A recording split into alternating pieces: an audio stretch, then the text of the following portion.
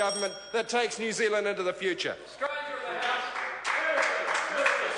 I call the honourable member Scott Simpson. Mr Speaker, what an interesting afternoon and what an interesting position in this debate to follow the Honourable David Cunliffe, the only man who's happy and smiling as a result of the revelation of the secret bank account of his leader. The only man to gain from this in the Labour caucus is indeed the Honourable David Cunliffe. And he was in sparkling form this afternoon, sparkling form, renewed, reinvigorated, re-energised at the prospect of a further leadership bid. Like the Labour Party in Australia, they're looking around for a new leader and they may well find one. They've got a candidate there waiting in the wings, ready to go. David Cunliffe smiling from ear to ear, looking like the Cheshire Cat that he's so famously attributed to be, and there he is today, enjoying it in every possible way. Well, he, I'm sure, doesn't have a failed memory or the same kind of faulty memory fade that his leader has, because day after day, hour after hour, week after week last year, we heard from members on that side pillorying the member for Epsom, the Honourable John Banks, for what was ironically exactly the same kind of memory fault that their leader now so deliciously finds himself impaled upon. And so I was interested to hear the Honourable John Banks today speak in this debate and take what was clearly great delight from the situation that has been revealed this week. Mr Speaker, it's been a long, hot summer in Coromandel, and our farmers on the Hauraki Plains and around the Coromandel have had a very, very tough summer.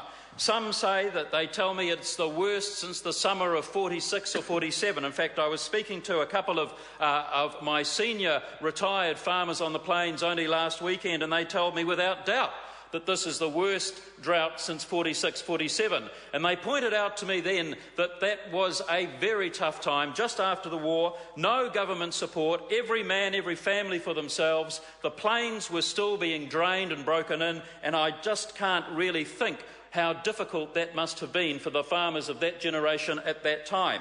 So times have changed, Mr Speaker, since the summer of 46 and 47.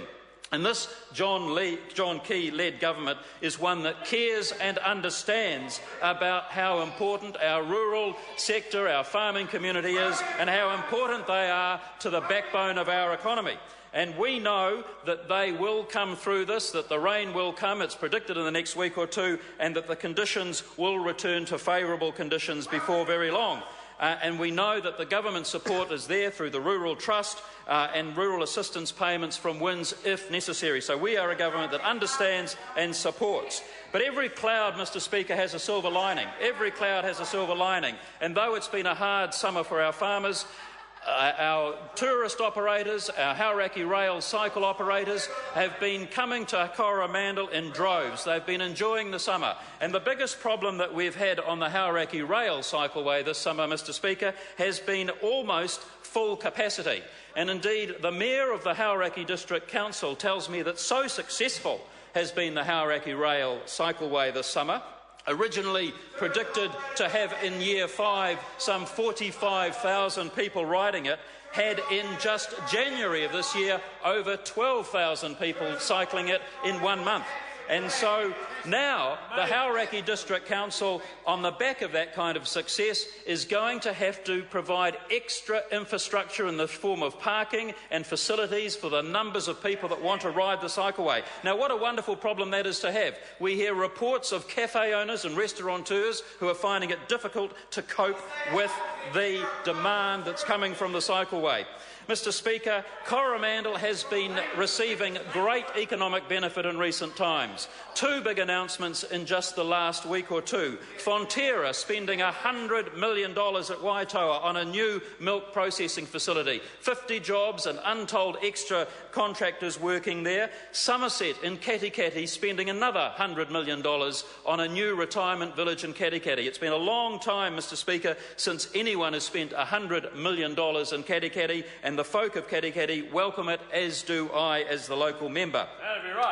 These are good times for this national government. These are good times for the people of Coromandel, and they have enjoyed and are basking in a continued long, hot summer. And notwithstanding the issues and challenges that our hard-working farmers and their families have, they will come through it, and we will continue to prosper and work hard through this enjoyable summer. Mr. Speaker, it's been a great summer for National. Yay, great.